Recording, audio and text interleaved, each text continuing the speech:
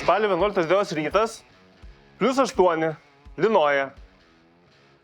Aš važiuoju į Gedimino štabo batalioną, kur vyks mano sūnaus futbolo varžybos Geležinio Vilko prieš Riterius. Išeina žaidėjai į aikštę. Pasakink priešininkų komandą, sveiks, valio! Išsiskirsto. Lieka tik tai teisėjai ir komandų kapitonai. Teisėjas meta monetą. Mūsų kamuolys. Prasidėjo varžybos. Kamuolys tai pas mus, tai pas priešininkus, tai pas mus, tai pas priešininkus. 18 minutė ir krenta įvartis! Dėja į mūsų vartus. Palaikom savo komandą. Vilkas! Praeina dar 11 minučių ir yra vėl įvartis! Ir vėl mūsų vartus.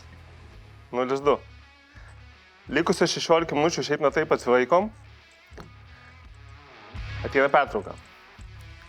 Žaidėjai nusivylę, sunkiai žaidžiantis, pavargę ir treneris turi tik 15 minučių tą pakeisti. Prasideda antras kėlinys.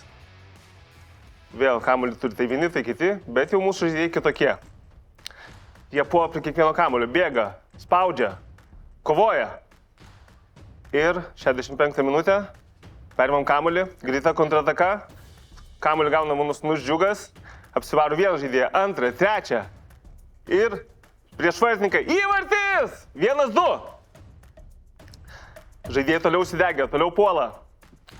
Dar 9 minutės ir turime antrą įvartį, jau lygų. Trečią įvarčio laukim jau tik 7 minutės.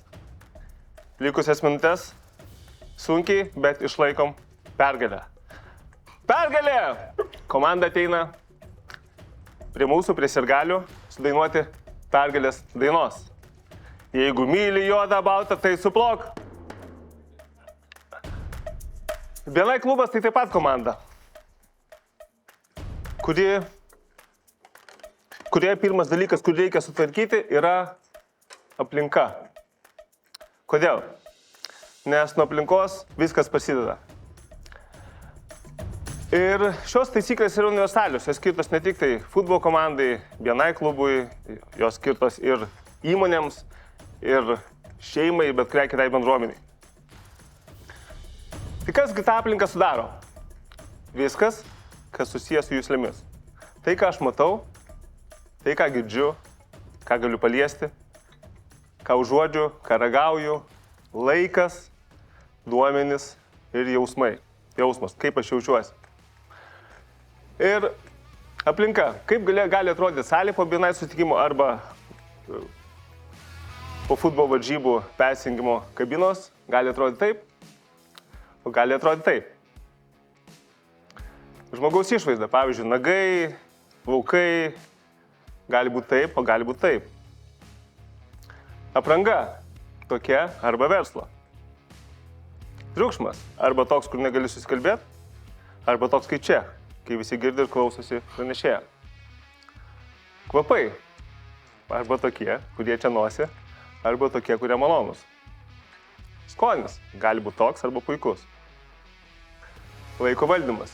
Labai dažnai galima susidurti su atėjimu per vėlai arba ateit laiku. Yra čia vienas geras gintas. Jeigu žinom, kad tikrai sunku mums valdyti savo laiką, tiesiog ateikim anksčiau.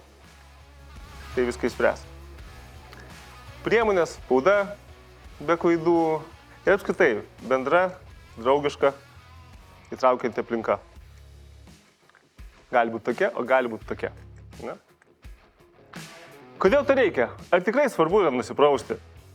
Ne? Ar išsilyginti marškinius, ištaisyti rašybos klaidas, ateiti laiku, palaikyti tėvo susitikimo metu ir po jo susitvarkyti? Be abejo taip, nes pasitinka pagal rūbą, o paldėti gali ir nebūti paldėjimo.